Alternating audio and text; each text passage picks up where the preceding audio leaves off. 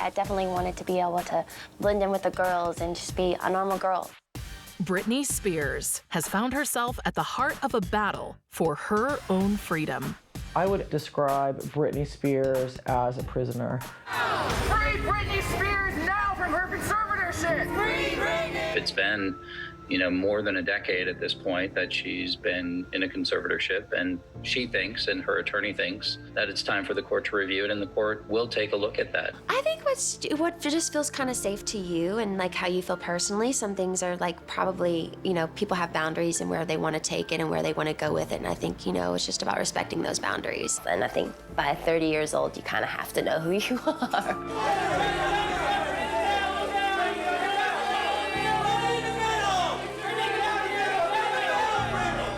The system is broken because there is no place to go to complain. There is no place to vent. There's no place to go to say my constitutional rights were violated. She has shown that she is able to provide for her most basic needs and her day-to-day life. She does not need these stringent controls over her. I think you take your experiences that you go through and definitely put it into your work. So I'm gonna have a lot of I hate men songs and then a lot of I love men songs. So it kind of goes both ways.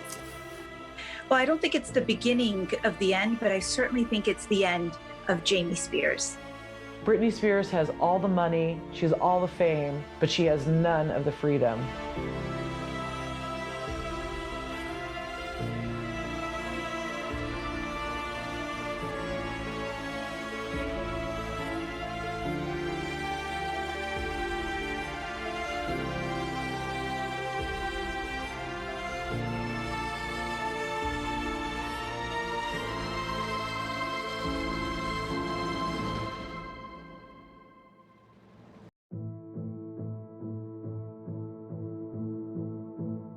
Britney Spears is like the girl who grew up in the beauty pageants and was wearing the full makeup and the big hair by the age of 4. Britney's mom is a very driven stage mom who was taking Britney around to auditions basically from the age of 5 or 6. Honestly, the way my mom has influenced me is just by her being such a beautiful mom. She's been an inspiration, for me to go out and do what I do. But if anything, she's just supported me, in everything that I've done. And, what more can you ask for from a mom, So that's basically what she's done with me as far as my career goes. From about the age of 3, Britney Spears' mother noticed that there was something special about her daughter. And Britney was actually jumping up and down on a trampoline, singing, of all things, Sinead O'Connor songs. And I think all parents think that their kid has a little something extra special, thinks that their kid's talented. Well, Britney Spears was born in a small town in Mississippi and raised in an even smaller town of Kentwood, Louisiana, population 2,600. Britney's entire childhood was kind of dominated by a very small town mentality where everybody knew everybody else, nobody had an awful lot of money, and it was kind of a very disenfranchised way to grow up. Britney was singing in the church choir. She was participating in talent contests around their town in Louisiana where they lived. And one day at school, when Britney was about 9 or 10, one of her friends ran up to her and had an advertisement. The Mickey Mouse Club were coming to Atlanta, Georgia, and they wanted to do an open audition. So somehow Britney talked her mom into driving her all the way there, all the way back, and auditioning for the Mickey Mouse Club open audition. And she went and she wowed the producers, and so much so that out of thousands of kids, she made it to the final cut.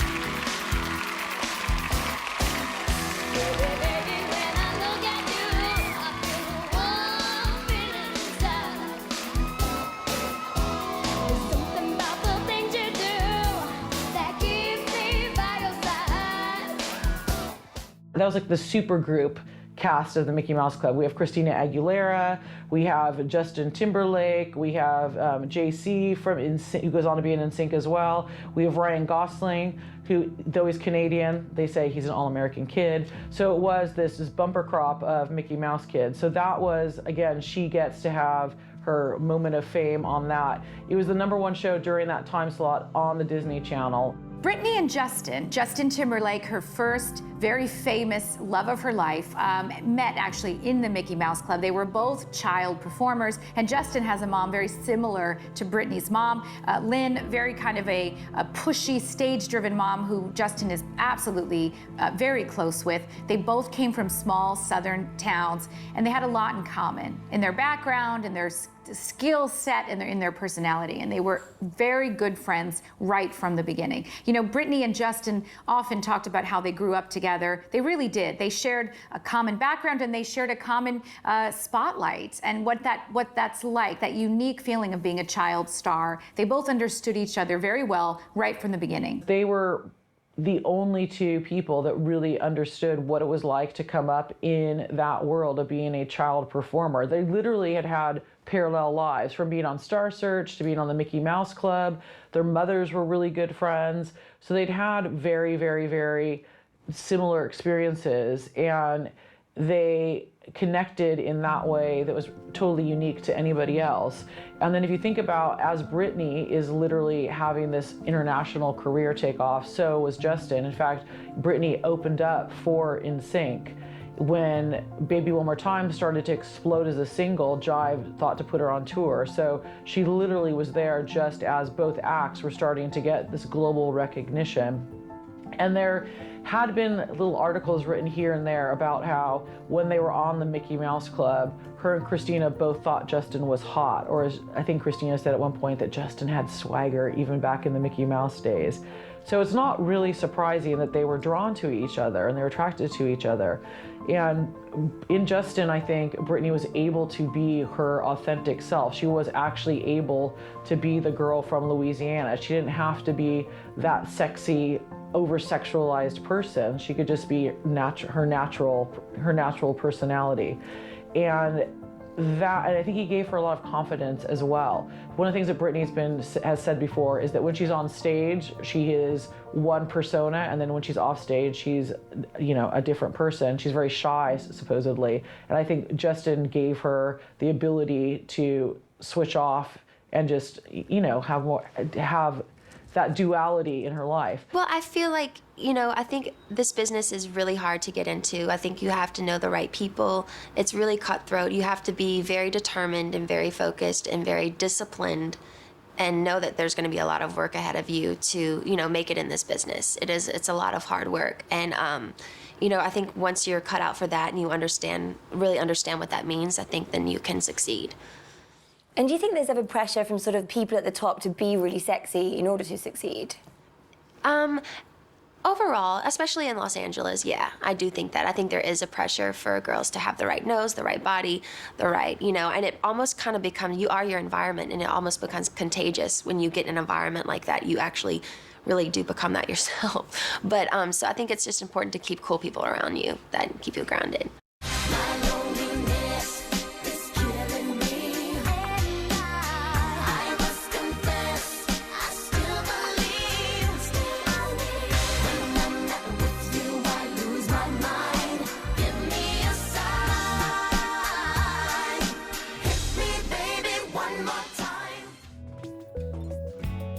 I think when Britney's kind of broke out with Hit Me Baby One More Time, and you saw that very provocative, racy video, it was her kind of walking that line between slutty and sexy.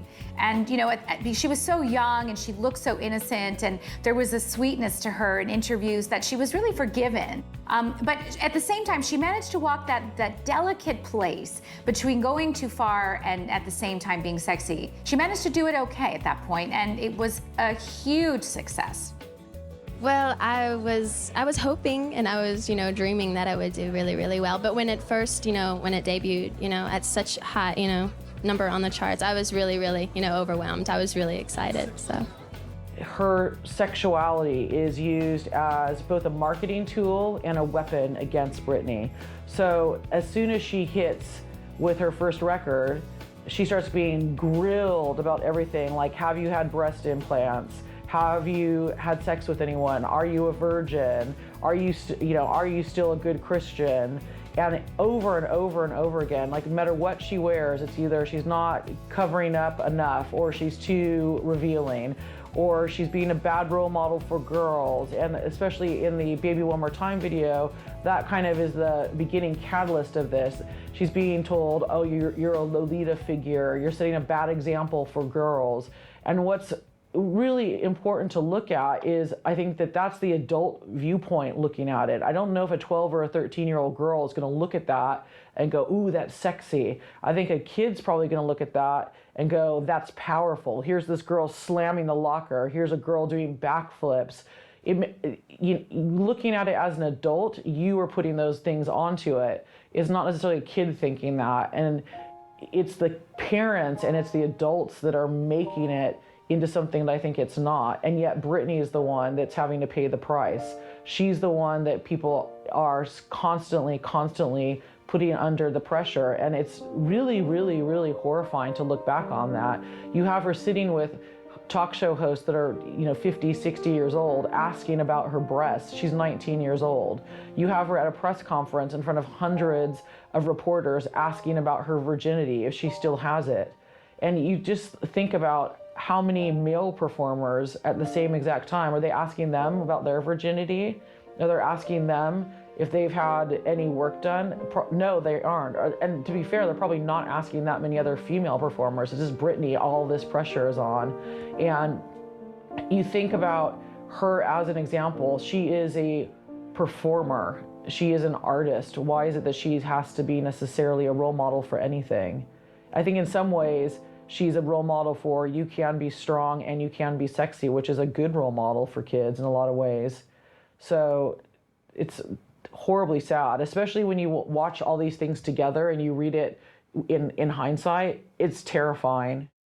Yes, I am a virgin, and I definitely want to try and have sex till I'm married. I just want to wait for that special someone. That's a formula that consistently seems to do well with men and across the world. So I think what Britney personified is something that resonated with a lot of young guys, and young girls, of course, wanted to look like her. But she was getting away with a lot of provocative stuff because of the fact that she was so publicly innocent and a good girl. So she kind of got away with more than somebody else would have. Justin, she kisses another man. What are your views on that? Hey, look, man. No, it's just, it is what it is. It's acting. Are you gonna feel a pang of jealousy when you're in there? Well, it doesn't make you feel like $1 million. We'll leave it at that. But, you take it for what it's worth. I mean, it's just acting. She's seen me do it, and I'm sure it doesn't make her feel awesome, so. It might be quite a turn on, you never know. I'm not that type of person. Honestly, I was on my 3rd tour, and I just wanted to try something different to see even if I could do something, try the acting thing. And I was really inspired by the script. I really love what the script was saying, and I love the whole relationship between the girls and the bond that they had. So honestly, I was inspired to do it because still to this day, I still have my best friends, 3 best friends, Courtney, Larlin, and Jansen. And that's one of the things that, I think that's inspiring to have that. And I wanted to do the movie because I could kind of relate to it to a certain extent. There was a bunch of parts that were really hard for me to do because I couldn't relate to the fact that Lucy, her mother, totally abandoned her. And so I really had to just, go inside Lucy and try to envision what she was going through, But I like the fact, though, that it is really very emotional and it does deal with real teen issues. So teenagers can see that and feel, like whatever's going on in their world, they'll be like, they're not alone, Well, honestly, I knew totally going into this that there's always a chance of failure. But, I'm the type of person, I'm willing to take that risk, And I love Crossroads and I love the whole story behind it. And it's something that I want to put my heart into. So I was willing to take that risk. Well, for Britney and Justin, a lot has been reported, but the most the most plausible of all the rumors is the fact that Britney cheated on Justin Timberlake while they were together. In fact, Justin wrote a song about this. He had a video where it was very obvious what was happening with a Britney lookalike. There were lots of rumors about who Britney had cheated on Justin with, but the most common one was an actual mutual friend of theirs who was Britney's choreographer. That was probably the most likely candidate. All that to say, Justin was obviously devastated and broke up with Britney because of this incident. And Britney's spiral, her downward spiral, really can be traced back to that point. No clear explanation about their breakup was ever given. But in December of that year, JT released the music video for Cry Me a River. The video features a Britney lookalike, and it rose suspicions that the reason for their breakup was Britney's unfaithfulness. Don't have to say what you did. I already know. No chance. You and me. Don't it make you sad? Go on and just tell me you're ready. Go on and just tell me you're ready. You can go on and just tell me you're ready. Baby, go on and just tell me you're ready. Just tell me you're ready. Oh, baby, cry. Tell me you're ready. Gonna cry no more. Yeah, yeah. Cry me a river. Oh, cry me a river. Oh, cry me a river.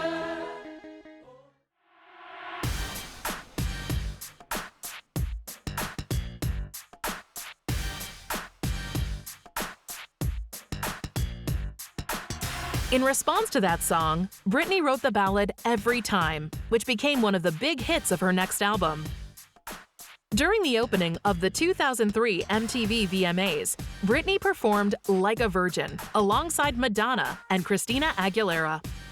Halfway through the performance, they both kissed Madonna. The incident was highly publicized.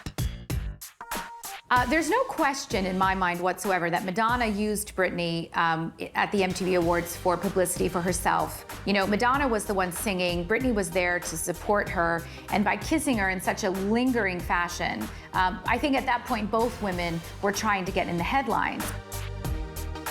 In the beginning of 2004, Britney Spears pulled one of her most shocking stunts. While in Las Vegas, Britney and a childhood friend, Jason Allen Alexander, tied the knot in a shotgun wedding at the Little White Wedding Chapel.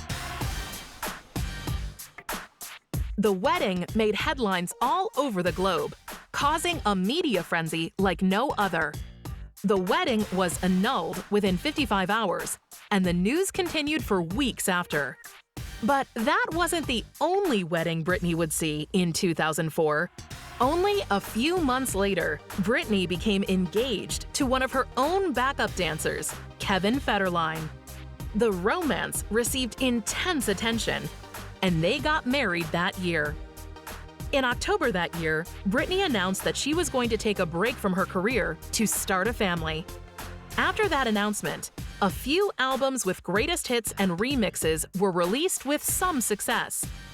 In 2005, Britney became a mom after giving birth to Sean Preston Federline.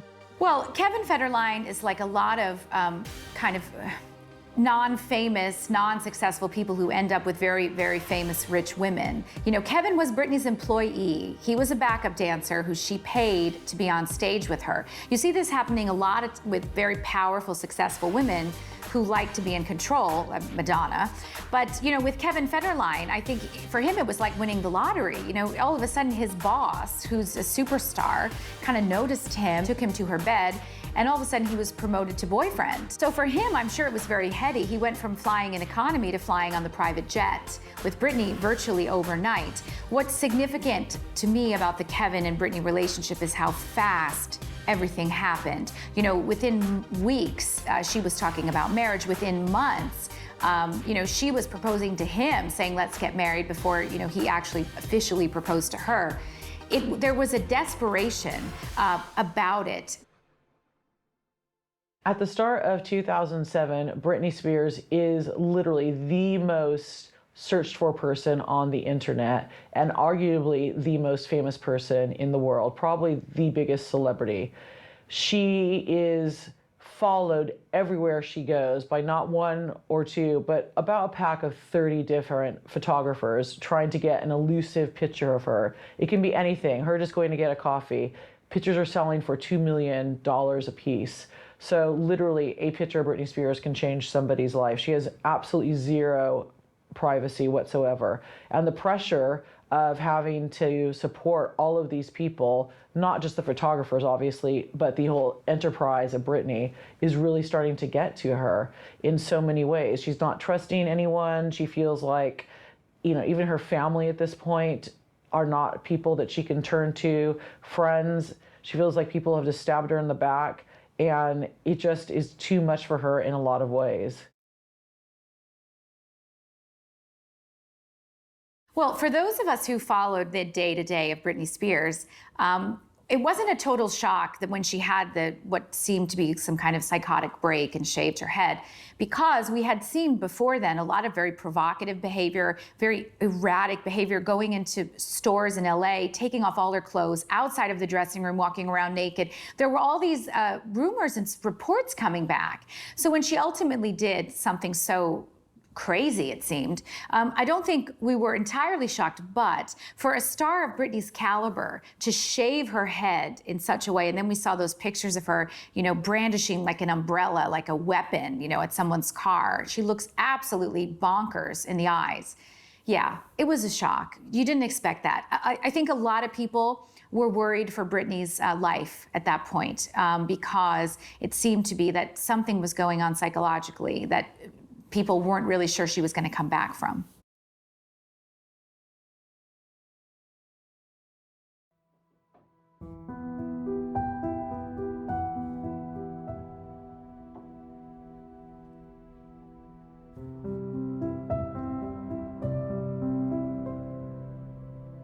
So really for anyone at all, but imagine having the eyes of the world on you. The pressure just really begins to mount, and the perfect facade of Britney really starts to be chipped away in huge, very public meltdowns. So you have some of the kind of key ones being when she goes and shaves her head in Los Angeles, and again the paparazzi is there to capture every second of it, when she literally goes into a beauty salon, grabs the clippers and just does her own head. And there's this really haunting images of her literally just staring down into the paparazzi's lens, just these big huge like doleful eyes, and it's just really sad. And she literally says to somebody, "I want nobody to touch me" at this point. She goes from there, she goes and gets a couple tattoos. Not long after that, a paparazzi is following her, and she just is like, please, just leave me alone for a little bit, just go away. They ignore her, of course, and she gets out of the car and starts beating their car with an umbrella. Another instance where she is with her kids, the visiting time is over with, and she takes one of the kids. She does not want to give the kid back, and she grabs him, goes with him into the bathroom, and the police are called, and the whole incident ends with her being hauled away into a 5150, and a 5150 in California is when someone is involuntarily taken away to a psychiatric ward for 72 hours because they are going to be of harm to themselves or somebody else. So there's again all these horrific images of Britney being taken away on a gurney, crying on a stretcher in the back of an ambulance from that. I think one thing that's important is all these things out of context of what else is happening in her life. If you look at these in isolation and splashed across newspapers, it definitely looks like, oh my gosh, Britney has gone crazy. But if you look at them in the larger picture of what's happening, it really is just a woman that is under so much scrutiny and is just having all kinds of horrible things happening in her personal life that I think it makes a lot more sense, and it definitely makes you have a lot more empathy. It's not someone going crazy, it's someone that just has too much stuff happening to her with not enough support around her. And I think that that's one thing that was really forgotten and not looked at the time. It was much more interesting and, dare I say, fun for the public to go, oh, look at, here's someone that made it so big, has so much money, and yet she's going mad, instead of going, here's someone that really could use our help and our support. I think that I think was what was lost when we're looking at these pictures.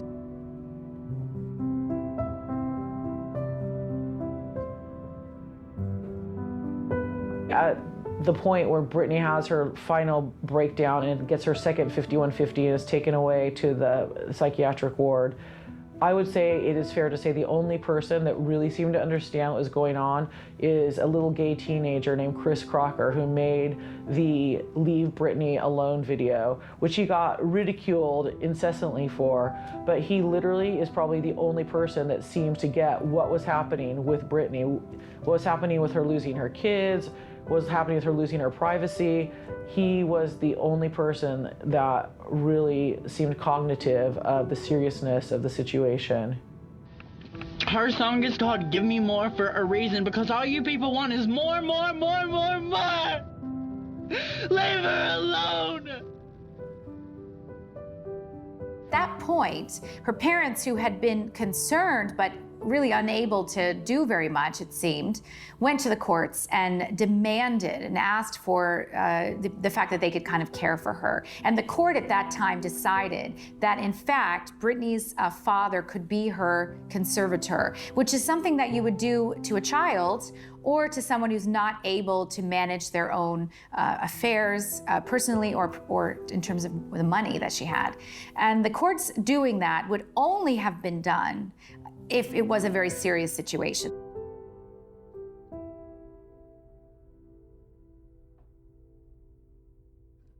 After the mega success of her early child star career, she was catapulted into the spotlight, into a life of fame and fortune.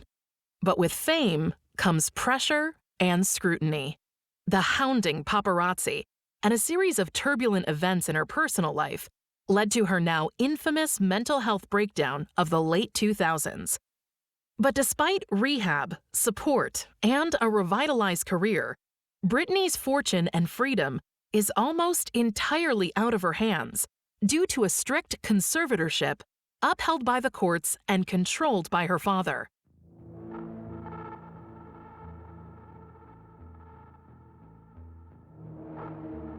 So a conservatorship is when a third party, usually a family member or it could be a lawyer, takes control of either someone's estate or someone's personal effects and their day-to-day living. Sometimes it's those two things combined.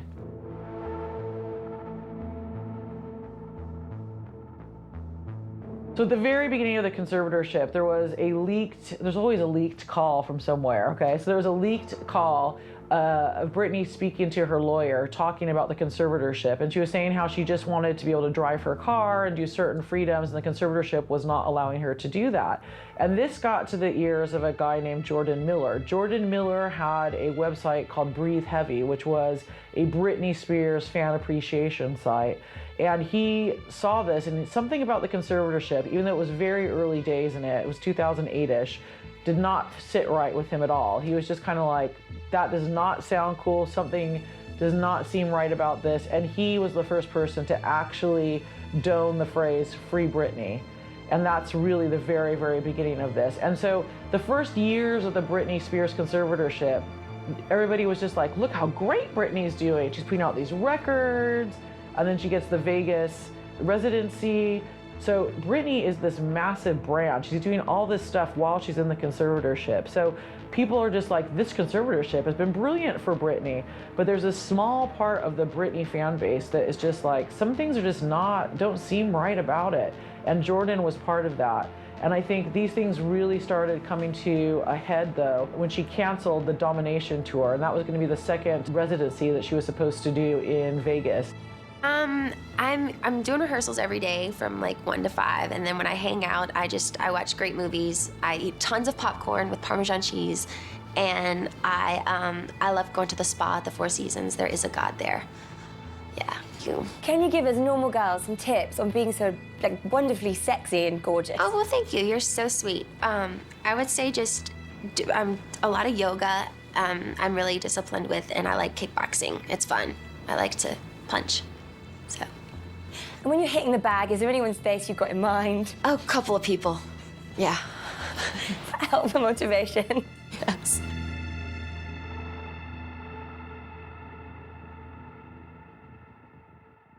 when Britney canceled the 2019 Domination Vegas residency, she said it was because her father was in poor health and she just wanted time to spend with the family.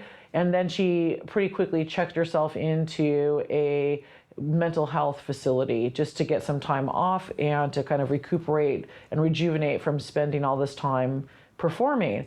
And all these things were kind of like, a lot of the fan base was just like, that's kind of strange.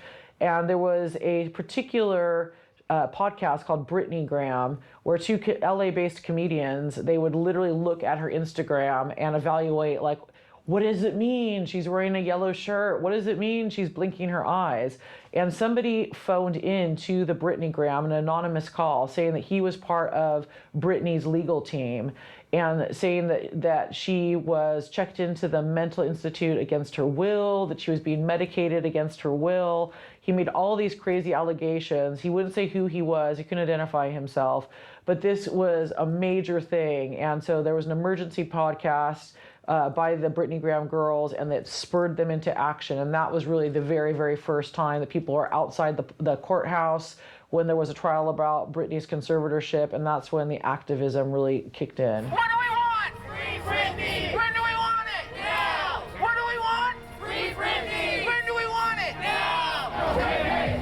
Ho, ho! The conservatorship has got to go! Hey, hey! Ho, ho!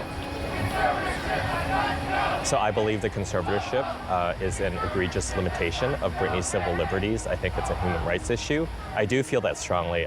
It is true that we don't know everything about her private medical history, and we don't need to make the assessment that conservatorship is inappropriate. I think misogyny plays a big role imposing our idea of how a woman should behave. She needed support. She didn't need basically to be punished. What a conservatorship is supposed to do is protect her, any conservatee, from someone taking advantage of them. She has shown that she is able to provide for her most basic needs and her day-to-day life. She does not need these stringent controls over her. I've been working on my book, Being Britney, Pieces of a Modern Icon, and it's been during this time where the Free Britney movement's been picking up lots and lots of momentum, and it's been really, really interesting to see. You have celebrities like Cher and Miley Cyrus and Paris Hilton really getting behind it. And it really is, it's not just about Britney Spears, but it's about women being controlled. And you have to think, if these civil liberties and rights of Britney Spears are being controlled and taken away in this way, what about people that don't have all the power and money and status? If someone like Britney can have this happen to her, what about the rest of us? And it really became quite a women's issue when we heard that her right to control her own body, with birth control specifically, was something that had been taken away from her. When that came out, my phone the next day was just blowing up. And I thought there'd be other things that people were gonna ask me about, but that was the one thing that people were just like, oh my gosh, what do you think about the birth control thing? And I wasn't really surprised, but the word Handmaid's Tale, that was like bandied around a lot. Like, now her ability to have kids is being controlled as well. And if something like that can happen to Britney, it can happen to any of us. I think we like to think that the law is going to protect us and the right thing is going to happen. And if we get into a circumstance, the framework in place is going to protect us. And what Britney shows is that, no, that's not true. So the fact that she was able to use her voice and other people are coming out to use their voices to help her and for her is very, very important. And I think it feels good to see that other people are picking up the gauntlet and trying to make a change. Has got to go. Hey, hey. Ho, ho. The conservatorship has got to go. Hey, hey. Ho, ho. The system is broken because there is no place to go to complain. There is no place to vent. There's no place to go to say my constitutional rights were violated. I think it can be used to protect people appropriately. Clearly, something is wrong. I've lost many hours of sleep wondering how this could have happened in the United States. What do we want? Free Britney! When do we want it? I believe that this conservatorship has been fraudulent since day one, And I'm here to stand up for what's right, and that is to release Britney from this conservatorship, and beyond that, to help reform some of these laws that are trapping other conservatees in similar abusive situations.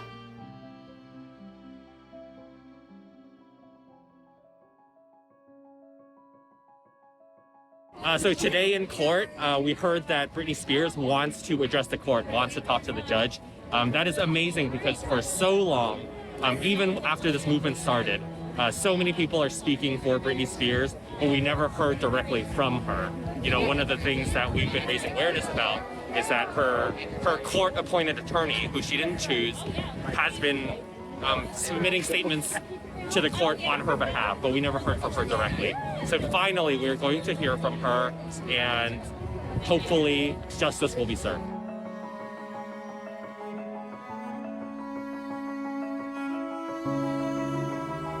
It was hard to hear her, in her own words, explain the way they've treated her.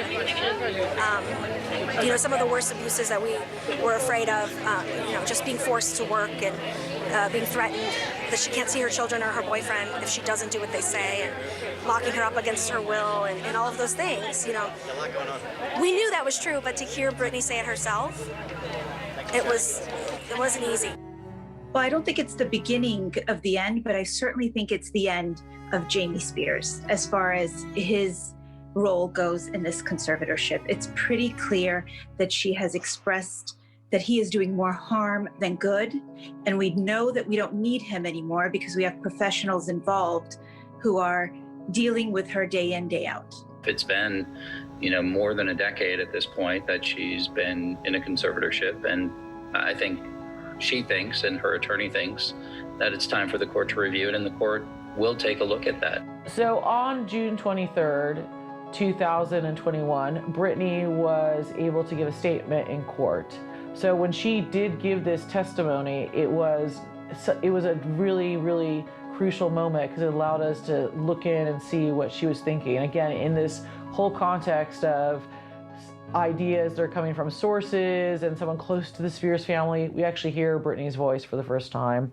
And one thing that she said that is really, I think, the most telling is she says that this whole time she's been in the conservatorship, when asked how she is, she says, "I'm okay and I'm happy." And she confides, "It's a lie." So all these years when she's been putting on this facade of smiley, happy, shiny, everything's going great Britney, it's all been untrue. She's been miserable. She says that she cries literally every single day. And then she goes into this laundry list of things that she's not allowed to do. Probably the most shocking and disturbing for a lot of people is that she wants to get married. She's not allowed to get married. And that she has an IUD, which is a birth control device that is inside your uterus, and she's not allowed to take it out and get pregnant and have a kid, which she desperately wants to do.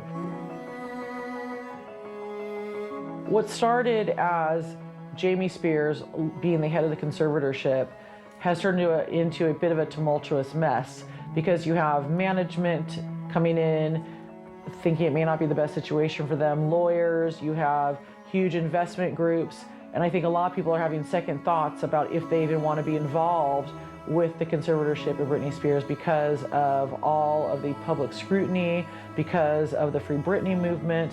And Jamie Spears has publicly said on numerous occasions he thinks the Free Britney movement is ridiculous. They don't know what's going on inside the family.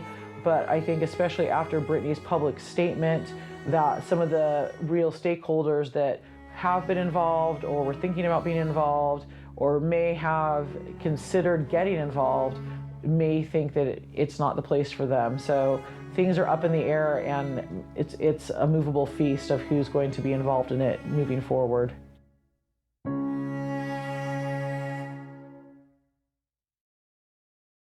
I think sexiness is about knowing who you are and like coming into yourself and knowing what you want and knowing just knowing everything about yourself. And I think by 30 years old, you kind of have to know who you are. So I think that it comes with age, definitely. And yeah, I think you take your experiences that you go through and definitely put it into your work. So I'm going to have a lot of I hate men songs and then a lot of I love men songs. So it kind of goes both ways. And now you've come so far in your career and you've done so well. If we could put you in a showbiz time machine, you could go back and give your 17-year-old self one piece of advice, what would it be? Rock on.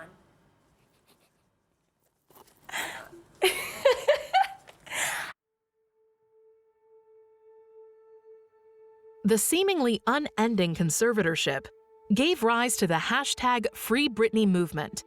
The aim of the movement is to bring public attention to Britney's lost freedom and help her break free from the shackles of what many believe to be a human rights crime of a conservatorship.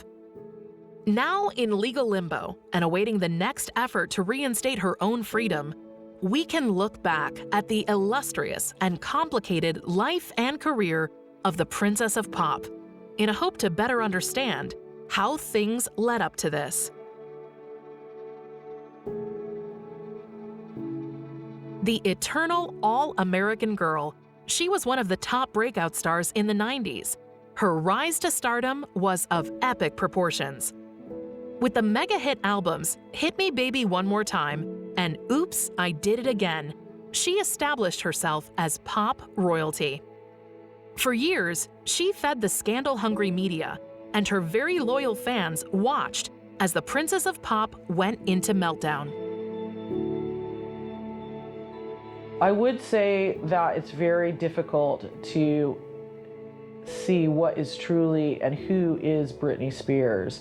The idea of Britney Spears being authentic is an interesting thing to unpick and try to get to the bottom of, because in many ways, I think Britney Spears is this myriad and pastiche of ideas that other people have either projected onto her, and when I say other people, be that fans or be that marketing or be that PR machine, and things we want her to be. So who Britney Spears actually is, I don't even know if that person exists truly, because I don't know if she even knows who she is, or she's been given the opportunity to find out who Britney Spears is. And I think that's an important thing that we need to think about.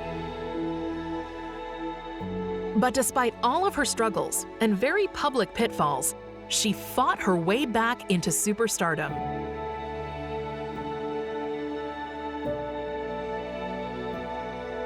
She is Britney Jean Spears. Music will always be my heart and my soul, because that's me. That's what I've always done since I was a little girl.